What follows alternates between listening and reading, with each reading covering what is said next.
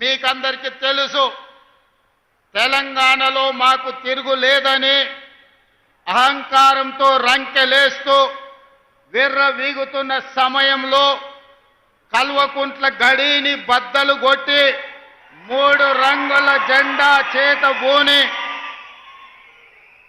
3 రంగుల కండువా మెడలో కట్టుకొని గుండెల నిండా ధైర్యం నింపుకొని తెలంగాణ నలుమూలల 4 కోట్ల మందిని చైతన్యం చేస్తూ తండాలలో, గూడాలలో, మారుమూల పల్లెల్లో ప్రతి తలుపును, ప్రతి గుండెను తట్టి డిసెంబర్ 7, 2023 నాడు ఇదే ఎల్బీ నగర్ మైదానం సాక్షిగా మన నాయకురాలు, తెలంగాణ ప్రదాత శ్రీమతి సోనియా గాంధీ గారి నాయకత్వంలో, యువకులు రాహుల్ గాంధీ గారి నేతృత్వంలో ఇక్కడనే ప్రజారాజ్యం, ప్రజా పరిపాలన, ఇందిరమ్మ రాజ్యాన్ని ఇక్కడనే మనం ఏర్పాటు చేసుకున్నాం. ఆనాడు మొదలుపెట్టిన మన నడక ఈనాడు తెలంగాణలో నలుమూలల్లో రైతుల విషయంలో కావచ్చు, మహిళలు కావచ్చు, విద్యార్థులు కావచ్చు, నిరుద్యోగ యువకులు కావచ్చు, ఉద్యమకారులు కావచ్చు, అమరవీరుల కుటుంబాలు కావచ్చు, తెలంగాణలో ప్రతి ఒక్కరిని తడుతూ ప్రతి గుండెకు చేరుతూ ఈరోజు ప్రజా పరిపాలనను అందిస్తూ ఈ సమావేశాన్ని ఏర్పాటు చేసుకున్నాం. మిత్రులారా, ఈ 18 నెలల్లో ప్రభుత్వం ఏర్పడినాడు ఎంతకాలం ఉంటుంది ఇది? 3 నాళ్ళ ముచ్చటనే అన్నవాళ్ళు ఉన్నారు. 3 నాళ్ళు అయిన తర్వాత ఈ ప్రభుత్వం ఉంటుంది కానీ సంక్షేమ పథకాలు అమలు చెయ్యలేరు అన్నారు. సంక్షేమ పథకాలు అమలు చేసిన తర్వాత వీళ్ళు కలిసి ఉండరు, రోజు కలహించుకుంటారు, కాంగ్రెస్ వాళ్ళకు కలిసి ఉండే లక్షణమే లేదు అన్నారు. అక్కడి నుంచి ఈనాడు కలిసి ఉండడమే కాదు, ఈరోజు కలిసికట్టుగా నడుము బిగించి నవ్విన వాళ్ళ ముందల తలెత్తుకొని నిలబడే విధంగా నిటారుగా నిలబడి సంక్షేమాన్ని, అభివృద్ధిని, విద్యను, ఉద్యోగాలను తెలంగాణ రాష్ట్రంలో అమలు చేసి దేశానికే ఆదర్శంగా నిలబడే తెలంగాణ మోడల్ని 18 నెలల్లో ఆవిష్కరించినాం. అందుకే ఈనాడు కన్యాకుమారి నుంచి కశ్మీర్ వరకు 150 రోజులు 4000 కిలోమీటర్లు మండు టెండల్లో, మంచు కొండల్లో నడుస్తూ ప్రజలని కలుస్తూ ఆనాడు రాహుల్ గాంధీ గారు ఒక మాట ఇచ్చారు, మీరు తెలంగాణలో కాంగ్రెస్ ప్రభుత్వాన్ని ఏర్పాటు చేయండి, తప్పకుండా తెలంగాణ రాష్ట్రంలో జనగణనతో పాటు కులగణన చేస్తాం, అదే కాకుండా మాదిగ ఉపకులాలకు సంబంధించిన ఎస్సీ వర్గీకరణ చేసి తీరుతామని రాహుల్ గాంధీ గారు మాట ఇస్తే 2024 ఫిబ్రవరి 4 నాడు మొదలుపెట్టి 2025 ఫిబ్రవరి 4 నాడు సంవత్సరం తిరిగే లోపల సామాజిక న్యాయం చేస్తూ కులగణను పూర్తి చేసి ఎస్సీ వర్గీకరణ చేసి జాతికి అంకితం చేసి ఫిబ్రవరి 4ను సోషల్ జస్టిస్ డేగా ఈరోజు తెలంగాణ రాష్ట్రం జరుపుకుంటున్నది అని అంటే రాహుల్ గాంధీ గారి యొక్క ఉక్కు సంకల్పాన్ని ఈరోజు మనం అమలు చేస్తున్నాం. మిత్రులారా, ఈరోజు దెబ్బతిన్న ఆర్థిక వ్యవస్థ, అడగంటిపోయిన రాజ్యాంగబద్ధ సంస్థల ప్రతిష్ట, వీటన్నిటిని పునరుద్ధరించుకుంటూ ఒక్కొక్క కష్టాన్ని అధిగమించుకుంటూ ఒక్కొక్క సమస్యను పరిష్కరించుకుంటూ తెలంగాణ రాష్ట్రాన్ని అభివృద్ధి పదం వైపు నడిపించే పని ఈరోజు నేను నా మంత్రివర్గ సహచరులు ముందుకు తీసుకెళ్తున్నాం. కష్టాలు వచ్చినాయి, ఒడిదుడుకులు వచ్చినాయి, అయినా నిటారుగా నిలబడి తట్టుకొని వాటన్నిటిని అధిగమించుకుంటూ ముందుకు వెళ్తున్నాం.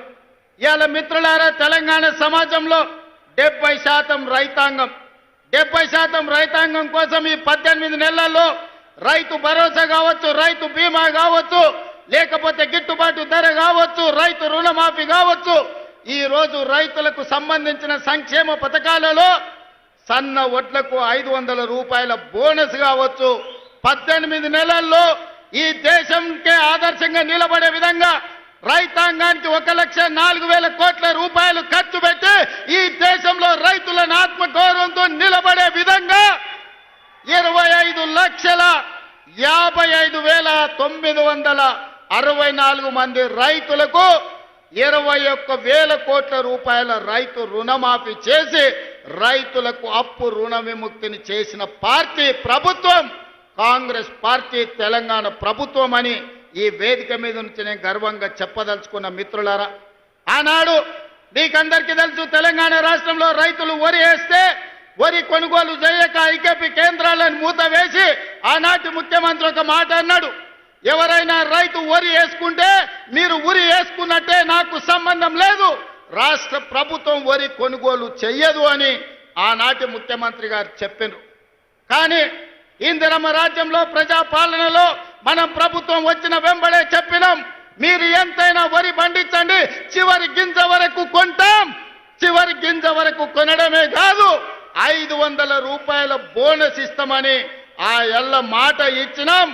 2024-25 సంవత్సరంలో భారతదేశంలోనే అత్యధికంగా వరి పండించినాం. ఎంతయ్యా అంటే 2,80,00,000 మెట్రిక్ టన్నుల వరి ధాన్యాన్ని ఉత్పత్తి చేసి ఈ దేశానికి ఆదర్శంగా నెంబర్ 1 స్థానంలో నిలబడ్డ రాష్ట్రం తెలంగాణ రాష్ట్రం. ప్రతి గింజ మన ప్రభుత్వం ప్రజా పాలనలో కొనుగోలు చేసిందని ఈరోజు నేను గర్వంగా చెప్తున్న మిత్రులారా. అందుకే ఈనాడు రైతాంగం మొన్న జరిగిన మీరు చూసిన రైతు భరోసా కార్యక్రమం అందరూ అనుకున్నారు గోతికాడి నక్కలాకి ఎదురు చూసిండ్రు, ఒంటె పెదాలకు నక్క ఎదురు చూసినట్టు రైతు భరోసాలో ఈ ప్రభుత్వం విఫలం చెందుతుందని ఆలోచన చేసిండ్రు.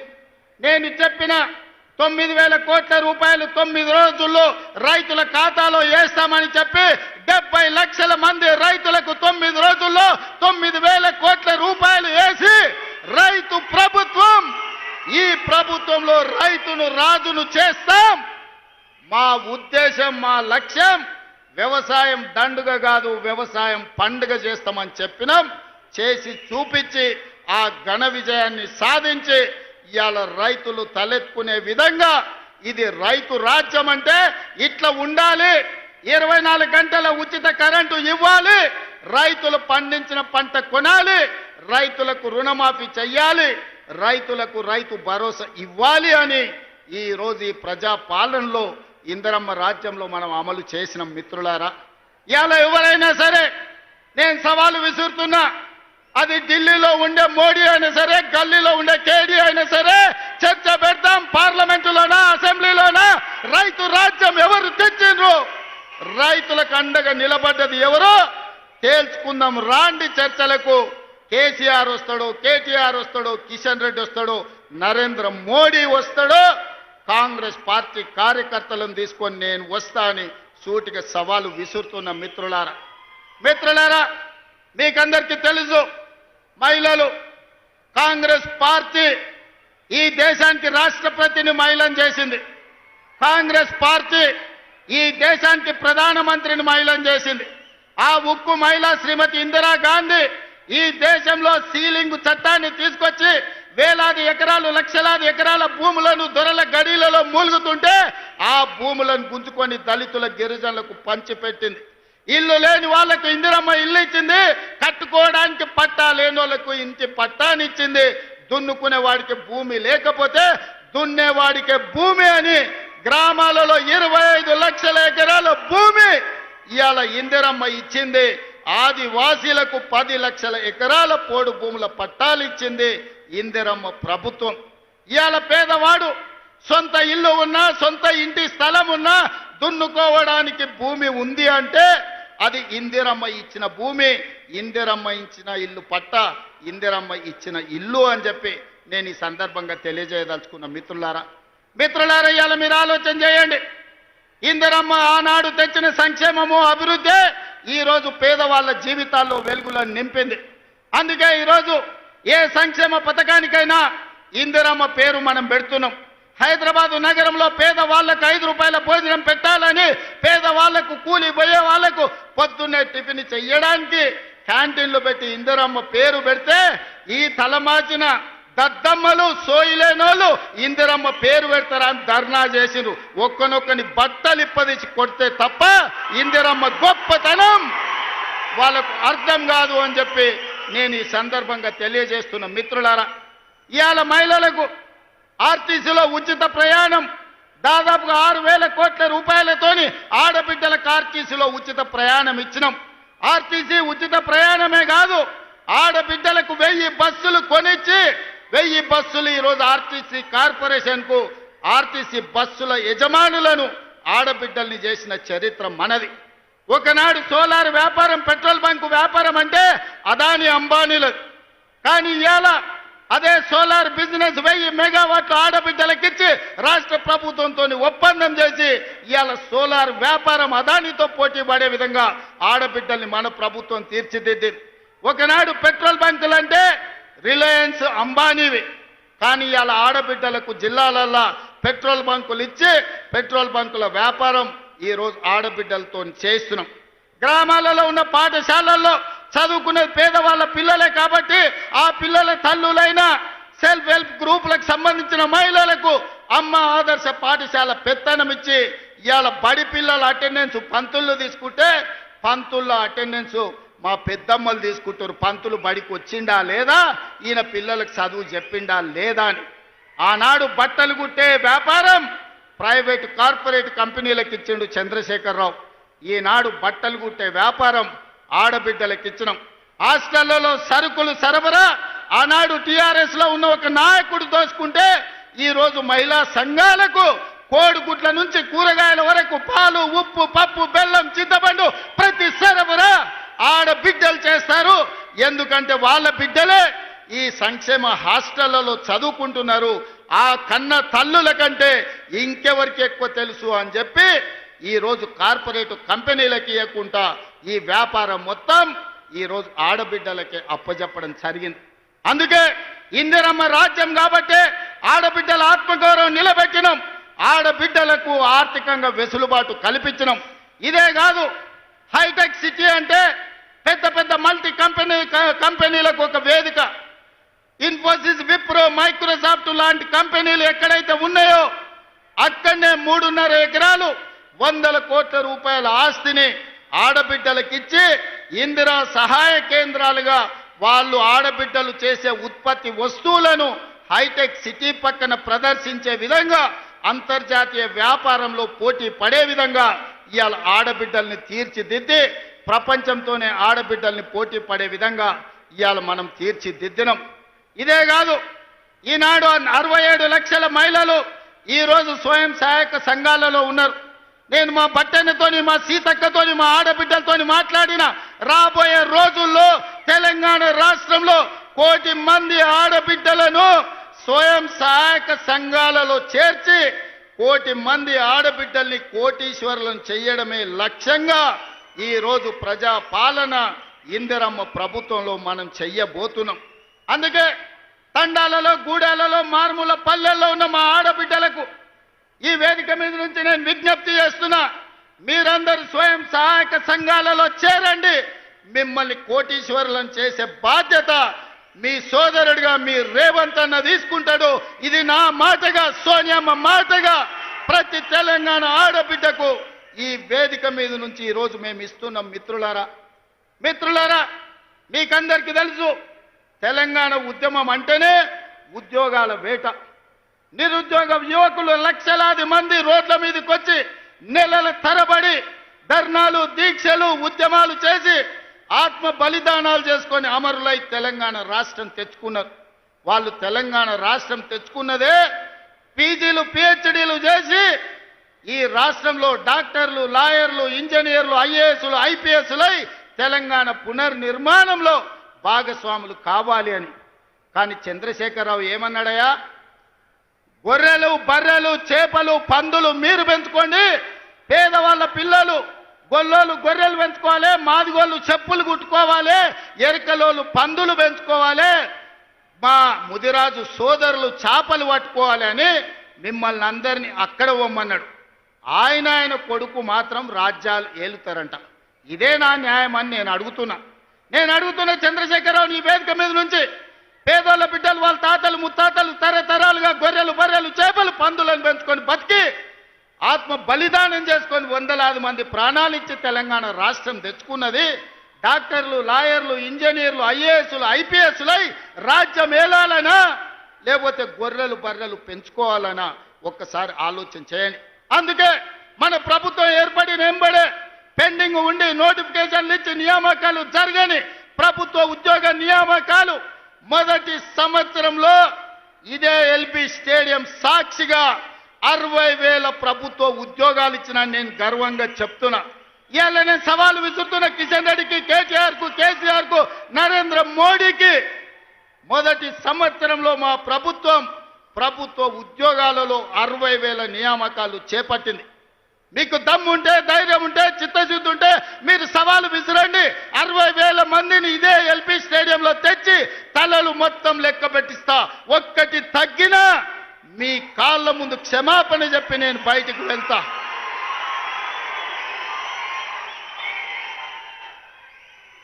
ఇది మా లెక్క, ఇది మా నిజాయితీ. ప్రైవేట్ కార్పొరేట్ కంపెనీల్లో 1,00,000 ఉద్యోగాలు ఇచ్చినాం. నేను మా మిత్రుడు శ్రీధర్ బాబు విదేశీ పర్యటనలో 3 లక్షల కోట్ల పెట్టుబడులు తీసుకొచ్చినాం. ఇవాళ అంతర్జాతీయ స్థాయిలో తెలంగాణకు ఒక గుర్తింపు, గౌరవాన్ని తీసుకొచ్చినాం. అందుకే మిత్రులారా, ఆనాడు హాస్టళ్లలో, సంక్షేమ హాస్టళ్లలో ఎన్నడా పిల్లల్ని పట్టించుకోలే. అందుకే వాళ్లకు ఫుడ్ డైట్ ఛార్జెస్ మా బట్టి గారు 40% పెంచిండ్రు. Cosmetic charge 200% పెంచిండ్రు. ఇవాళ పేదవాళ్ళ పిల్లలు కార్పొరేటు వైద్యము, కార్పొరేటు విద్య పోటీ పడాలి అంటే ఈ విద్య ఉన్నది సరిపోదని యంగ్ ఇండియా ఇంటిగ్రేటెడ్ స్కూళ్ళు 100 నియోజకవర్గాలలో 100 పాఠశాలలు 20,000 కోట్ల రూపాయలతోని యంగ్ ఇండియా ఇంటిగ్రేటెడ్ రెసిడెన్షియల్ స్కూళ్లను ప్రారంభించుకున్నాం. రాబోయే రోజుల్లో ప్రపంచంతోనే పోటీ పడే విధంగా మన విద్యా ప్రమాణాలను పెంచడానికి ఇలా మనం ప్రణాళికలు వేసుకున్నాం. ఇవాళ మిత్రులారా, ప్రతి సంవత్సరం ఇంజనీరింగ్ విద్యార్థులు 1,10,000 మంది పాస్ అవుతున్నారు. సర్టిఫికెట్ ఇంజనీరింగ్ వస్తుంది కానీ బయటకు పోతే ఉద్యోగం లేదు. బయట అవసరాలకు తగ్గట్టు వీళ్ళకు నైపుణ్యం లేదు. నైపుణ్యానికి శిక్షణ ఇవ్వడానికి వసతులు లేవు. అందుకే ఆలోచన చేసి రాష్ట్ర ప్రభుత్వంలో యంగ్ ఇండియా స్కిల్స్ యూనివర్సిటీని ప్రారంభించి వేలాది మంది పేద పిల్లలకు స్కిల్స్ నేర్పించి తద్వారా ఉద్యోగ ఉపాధి అవకాశాలు కల్పించడానికి ఈరోజు మన ప్రభుత్వం పనిచేస్తుంది. ఇదే కాదు, మొన్న జరిగిన ఒలింపిక్స్ లో 140 కోట్ల మంది ఉన్న ఈ దేశానికి ఒక్క బంగారు మెడల్ రాలే. కానీ సౌత్ కొరియా ఒక చిన్న దేశం, హైదరాబాద్ కంటే కొంచెం పెద్ద దేశం, 32 మెడల్స్ తెచ్చుకున్నది. అందులో ఒక అమ్మాయి సౌత్ కొరియా స్పోర్ట్స్ యూనివర్సిటీకి నేను పోతే ఒక అమ్మాయిని కలిసిన. ఆ అమ్మాయి నాకు ఆశ్చర్యం వేసింది. ఒక అమ్మాయి 3 బంగారు పతకాలు తీసుకొచ్చింది. నేను అడుగుతున్న మిత్రులారా, తెలంగాణ యువకులారా, ఉద్యమం చేసి తెచ్చుకున్న తెలంగాణగా 140 కోట్ల జనాభా ఉన్న భారతదేశం ఒక్క మెడల్ తీసుకురాలే. సౌత్ కొరియాలో ఒక అమ్మాయి 3 బంగారు మెడల్స్ తెస్తే 140 కోట్ల భారతీయులు ఆ అమ్మాయి ముందల తల వంచుకునే పరిస్థితి ఈరోజు లేదా? అందుకే ఈ దేశాన్ని ప్రపంచ చిత్రపటంలో పెట్టాలంటే ఒలింపిక్స్ లో బంగారు మెడల్స్ సాధించాలి. దానికి తెలంగాణ వేదిక కావాలని యంగ్ ఇండియా స్పోర్ట్స్ యూనివర్సిటీని ఇవాళ తెలంగాణలో ప్రారంభించుకున్నాం. 2034 ఒలింపిక్స్ లో తెలంగాణ నుంచి బంగారు మెడల్స్ తెచ్చే బాధ్యత తెలంగాణ యువత తీసుకుంటుందని చెప్పి నరేంద్ర మోడీ గారికి నేను సూటిగా చెప్తున్నా. మిత్రులారా, ఇలా చెప్పుకుంటూ వెళ్తే ఎన్నో విజయాలు ఉన్నాయి. పనిలో పడి ప్రచారం చేసుకోవడంలో మేము మర్చిపోయినాం. మన వాళ్ళు చెబుతుంటే అరే ఇన్ని చేసిందా మన ప్రభుత్వం? సన్నబియ్యం ఇచ్చిందా? రైతు రుణమాఫీ చేసిందా? రైతు భరోసాకు నిధులు ఇచ్చిందా? 60,000 ఉద్యోగాలు ఇచ్చిండ్రా? అమ్మ ఆదర్శ పాఠాలు నిర్వహించిండ్రా? స్కిల్స్ యూనివర్సిటీ పెట్టిండ్రా? Sports university పెట్టిండ్రా?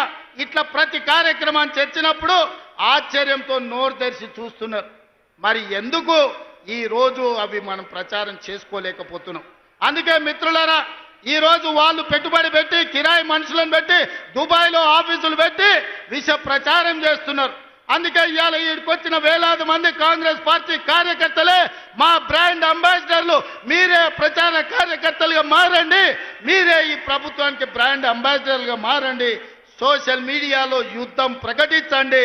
మన యుద్ధంలో కల్వకుంట్ల గడి తుణుకలు అయిపోవాలి. అందుకే మిత్రులారా, ఇవాళ మనం కలుసుకున్నాం. మా ఎన్నికలు అయిపోయినాయి, ఎమ్మెల్యే అయిపోయింది, ఎమ్మెల్సీ అయిపోయింది, ఎంపీ అయిపోయింది, ప్రభుత్వం అయిపోయింది. నాయకుల ఎన్నికలు అయిపోయిన వేదిక మీద ఉన్నోళ్ళకు ఇక ప్రాణ సమానులైన మా కార్యకర్తల ఎన్నికలు ఉన్నాయి. మిమ్మల్ని గెలిపించే బాధ్యత నాది. సర్పంచులుగా, వార్డు మెంబర్లుగా, ఎంపీటీసీలుగా, ఎంపీపీలుగా, జడ్పీటీసీలుగా, జిల్లా పరిషత్ చైర్మన్లుగా, కౌన్సిలర్లుగా, కార్పొరేటర్లుగా, మేయర్లుగా మిమ్మల్ని గెలిపించే పూచి నేను తీసుకుంటా. మీ సోదరుడు మీకు అండగా నిలబడతాడు. గ్రామ గ్రామాన, తండాలలో, గూడాలలో, మారుమూల పల్లెల్లో కంకణం కట్టుకొని బయలుదేరండి. రాబోయే స్థానిక సంస్థల్లో 100% కాంగ్రెస్ పార్టీ కార్యకర్తలకు న్యాయం జరుగుతుంది. మిమ్మల్ని గెలిపించుకునే పూచి నాది.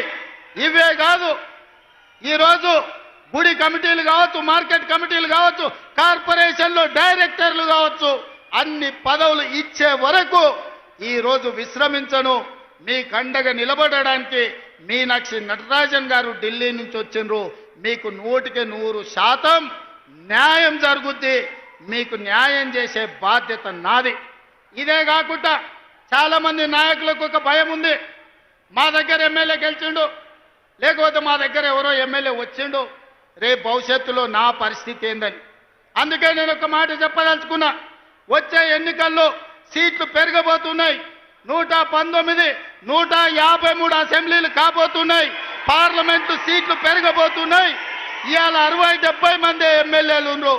ఇంకా 80 మందికి కొత్తగా టికెట్లు ఇచ్చే అవకాశం ఉంది. మీరు ప్రయత్నం చేయండి, ప్రజల్లో ఉండండి, ప్రజాసేవ చేయండి. మీకు టికెట్లు ఇచ్చి గెలిపించుకున్న బాధ్యత, మిమ్మల్ని ఎమ్మెల్యేలను మంత్రులు చేసే బాధ్యత కాంగ్రెస్ పార్టీ, మల్లికార్జున్ ఖర్గే, రాహుల్ గాంధీ గారు తీసుకుంటారని నేను ఈ సందర్భంగా తెలియజేస్తున్నా. రాబోయే రోజుల్లో మా ఆడబిడ్డలకి, ఇక్కడ కూర్చున్న మా మహిళలకు చెప్తున్నా, మహిళా రిజర్వేషన్ రాబోతుంది. 51 మంది కనీసం ఆడబిడ్డలు ఎమ్మెల్యేలు కాబోతున్నారు. 60 మంది దాకా ఆడబిడ్డలు అసెంబ్లీలో ఉండబోతున్నారు. 5-6 మంది కనీసం మంత్రివర్గంలో మంత్రులు కాబోతున్నారు. అందుకే సోదరులారా, యువకులకు నేను మాట ఇవ్వదలుచుకున్నా. మీరు కొట్లాడండి, ప్రజల్లో ఉండండి. మీరు అడగాల్సిన పని లేదు, మీరు ఢిల్లీకి వెళ్ళాల్సిన అవసరం లేదు. మీ టికెట్ మీ ఊరికి, మీ ఇంటికి తెచ్చిచ్చి, మీ దోవ ఖర్చులు ఇచ్చి మిమ్మల్ని గెలిపించుకునే బాధ్యత కాంగ్రెస్ పార్టీ తీసుకుంటుంది. ప్రజల్లో ఉండే ఆడబిడ్డలకు టికెట్లు ఇచ్చి మహిళా నాయకత్వాన్ని పెంపొందించే బాధ్యత కాంగ్రెస్ పార్టీ తీసుకుంటుంది. ఖర్గే जी, इस मंच से मैं आपको एक भरोसा, एक वादा करना चाहता हूं. आज गांव-गांव से, आदिवासी जिलों से हमारे भाई बहन लोग इधर आ गए. वो विलेज का ग्राम अध्यक्ष है, मंडल अध्यक्ष है, जिला के अध्यक्ष है. इन सब लोगों के दिल मैं देखा, इन लोगों का दिल का धड़कन मैं समझता हूं. इन लोगों के तरफ से आपको मैं वादा करना चाहता हूं, आने वाले चुनाव में 15 parliament seat, 100 assembly seat Telangana में जिताएंगे. दिल्ली को हम 15 पार्लियामेंट एमपी को बना भेज देंगे. 100 एमएलए को जिता के यही दोबारा हम सरकार बनाएंगे. आपके जिम्मेदारी सोनिया जी को, राहुल गांधी जी को, प्रियंका जी को, केसी वेणुगोपाल जी को आप यहां पर लेकर आना. सरकार जिताने का जिम्मेदारी हमारे भाइयों का. हमारा 100 एमएलए से एक भी कम पड़ा मुझे पूछना. 100 से एक भी कम नहीं होने दूंगा, ये मेरा वादा है. पिछले बार मैं वादा किया, वरन रंगारेड्डी जिले में राजीव गांधी चौरस्ता में हम आपको वादा किया था सरकार बनाने का. सितंबर 17, 2023 उस दिन सोनिया जी को, आपको, हमारे कार्यकर्ता, हमारे भाई लोग आपको वादा किया 2023 दिसंबर में कांग्रेस सरकार बनाने का. आज 3 साल पहले हम लोग आपको वादा कर रहे हैं, हमारे वादा को सोनिया जी को पहुंचा दो. आने वाले चुनाव में 100 एमएलए को जिताएंगे, सरकार बनाएंगे. 15 पार्लियामेंट मेंबर्स को हम दिल्ली भेज देंगे. आप दिल्ली में सरकार बनाओ, हमारे तरफ से हम लोग मेहनत करेंगे. ये हमारे वादा है. सही है ना? तैयार है? तैयार है? तैयार है? तैयार है? तैयार है? तैयार है? आप लोग तैयार है? पीछे वाले तैयार है? आगे वाले तैयार है? वो पीछे बैठे वाले तैयार है? तैयार जिन है हाथ उठाओ, सब लोग हाथ उठाओ। जय